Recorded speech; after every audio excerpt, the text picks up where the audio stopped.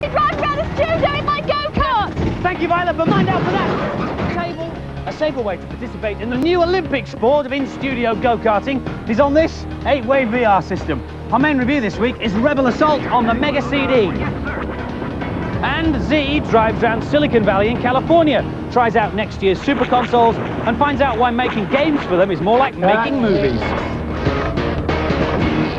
But first, 5 CD-ROMs hit the shops this week, all based on books from the publishers Dorling Kindersley. Amongst them is one based on this book, The Way Things Work. And a quick flick through will show that it's full of these giant pictures of inventions, and you can see exactly how they work from the diagrams. Now, on the CD-ROM, you start off on this workshop screen. There are lots of little animations you can trigger, like this. Sorry, I'm busy, can you call me back later? But the main bulk of it is the A to Z of machines. You can find out about inventions from aerosols to zippers, stopping on the way to see jump jets, and you can set off animations in most of them. For example, this is what happens when you turn up the heat on the thermostat. It's ever so easy to find your way around. There's this alphabetical line. I want to look up robots, so I can just click on R, then click on the picture of the robots. Like the book, you get the diagrams, but unlike the book, you can actually see how they work. So here you see it demonstrating taking the costume of the mammoth, the skin of the mammoth, off he goes, as well as more humorous stuff, the serious stuff too. For example, here's a demo. The operator can teach the robot directly. So you see, it's telling us how a robot's got to be taught to do even the easiest of jobs, and that simple robots repeat a series of movements until they're stopped. You can even check up on inventors and the principles of science. So robots, industrial robots, are related to computers, so we click on that. Loads of different information, but unlike the book, we can even watch a movie. I once came upon a forest mammoth who could both count and remember several numbers at a time. It's a lot of fun, but for my money, I think I'd rather have the book.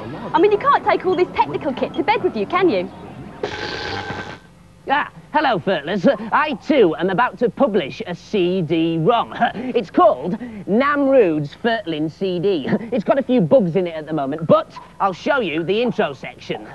Hello, Furtlers. What cheat would you like to learn? All you have to do is click on the game you want to cheat at. The only one I've got working at the moment is Tetris. This is a cheat for Tetris on the Game Boy. It speeds the whole game up to expert level. On the title screen, hold down and press Start. Then, when the game begins, you'll see a small heart next to the level number to show it's worked. Right, I'm just about to record another bit. Oh, by the way, Furtlers, when you record bits of video for CD-ROM, you have to do it in a special way, like this. This is a cheat for Sonic 6. On the title screen, hold down A, B, and down. Then when you press Start, you'll be able to play the whole forest level as Elbows the Squirrel.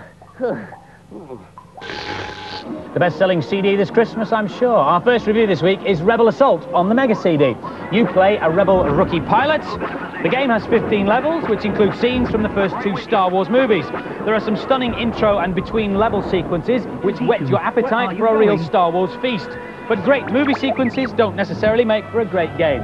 The big test is, how does it play? With the answers, Sir Hale. See you on the far side. The game gets off to a bad start where you test your flying skills in the so-called Beggar's Canyon. The controls are unresponsive and you'll die many deaths before you get anywhere. This is one of my favourite bits of the film, the snow speeder attack on the AT-ATs. The graphics are quite good from afar, but when you get close to the AT-AT you realise how poor they really are. Another bad thing about the gameplay on this level is that you can't control where your snow speeder goes, you just fire, which is really boring. There's one good thing about this level though, the sound effects and the music. This is the Stormtrooper base on Hoth, and basically it's just more shooting. Again, this level's really disappointing as you've got really limited control. You can only move left and right, you can't even move forward. I really wanted to like this because I love the Star Wars films, but it's just an average game that looks like it's been thrown together in a bit of a rush. I quite like this. It's hard at first, but you pick up new skills as you go along. I've marked this down. The control system is poor, which I think spoils the playability. And so the final scores for Rebel Assault, both the boys and the girls gave it a keep practicing, Luke, 3 out of 5. So, 3 and 3 for Rebel Assault. There's currently a lot going on in a galaxy far, far away. The 3 Star Wars movies have just been released on video with new digital soundtracks. When the original films were made, the special effects were all shot using models and painted backdrops. Today, of course, most film effects are made using computers. So there are now plans to remake the special effects with computer graphics and re-release the movies. And producer George Lucas is currently working on 3 scripts for new movies set before the original Star Wars time. Games-wise, there are 2 exciting new Star Wars games to look forward to this winter. Dark Forces is also set before the movies. You play a rebel agent whose mission is to steal the plans for the as-yet unbuilt Death Star. Your enemies are a terrifying army of robot stormtroopers. The game is fully interactive. You can move your character anywhere and duck, jump and look around. But Super Return of the Jedi is the one that SNES owners have been waiting for. The final chapter in the Star Wars trilogy features music and scenes taken straight from the film. There are new characters to control. For the first time, you can play Princess Leia. Here, she's putting up a mean fight against Jabba the Hutt's henchmen. Or you can swing through the forest as Wicket the Ewok, complete with Ewoky sound effects. As with the first 2 Star Wars games, there's plenty of variety in the gameplay, including some very tricky flying sequences. Now, here's Z, who this week journeys to the heart of America's computer games industry to get the lowdown on next year's hot hardware. This is Highway 101 out of San Francisco. If you follow it south for about 400 miles, you reach Los Angeles. But the stretch between here and San Jose is the famous Silicon Valley, home to America's high techies. 1994 has been a bit of a dull year for hardware. Everyone's been beavering away behind locked doors on 95 stuff, what you might call hopeware. Sega's hopeware is the Saturn console. It's a 32-bit, very fast machine with software on carts and CDs, but no one's seen anything of it yet. Closer to reality is the Mega 32, called the 32X over here. It's an add-on for the Mega Drive that lets you upgrade to 32-bit and still play your old games. This should be out in November. Actually, this is a prototype. The game is really running on this development system. There should be 6 games available for the launch, including this one, Star Wars Arcade, a fast action adventure. An even faster deluxe version of Virtual Racing, which has more tracks and the choice of 3 different types of cars. And there's this game, working title Metalhead, where you play a futuristic cop in command of a giant mechanoid. Further down the valley in Mountain View, the giant hardware company Silicon Graphics is developing the new Nintendo hopeware, the Ultra 64. The arcade version will be released next June, with the home version to follow in October, priced around $250. The games are being developed on these expensive supercomputers known as reality engines. And although nothing is finished yet, you can get a good idea of what they would look like from these demos. This one's called Egghead Shred, a tryout for a lovable, if difficult to control, skiing character. And this is a very early demo of a racing game called Speedscape, which shows off the Ultra 64's ability to generate amazingly real-looking backgrounds.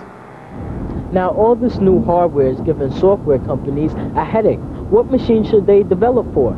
If you add in the excellent Jaguar and the 3DO and CDI and the new Sony PlayStation, which is launched in Japan in December, it's a nightmare. And on top of that, the new systems demand much bigger and better games. So here at the biggest game company in the world, Electronic Arts, they're now using full-scale Hollywood production techniques. Hey, Hobbs. How about going around with me? Bet you a week's pay on one hand. Thank you. No. This is Wing Commander 3, the Heart of the Tiger. And it's not just a game, it's an interactive movie. 50 veteran Hollywood movie makers joined the techies to produce nearly 2 hours of live action, smoothly blended with the computer backgrounds. His right eye, not the left. The interactive movie features well-known actors Malcolm McDowell and Mark Hamill, perhaps best known before for his role as Luke Skywalker in the Star Wars trilogy. Many brave and noble pilots here. The animatronic co-stars were made by the special effects team behind the Teenage Mutant Ninja Turtles, and the whole thing had a movie-style budget of around $3 million. I shall try not to disappoint you, old friend. Brilliant. Now, I often wondered what happened to Luke Skywalker, but our Violet met him 2 or 3 weeks ago, didn't you? Yeah, we were filming at the launch of that game and he was there and we asked him to say, "May the Force be with you," but he didn't want to say it. Yeah, but if you've said it as many times as he has, I'm not surprised. Do you know who he reminds me of? No. Keith Chegwin.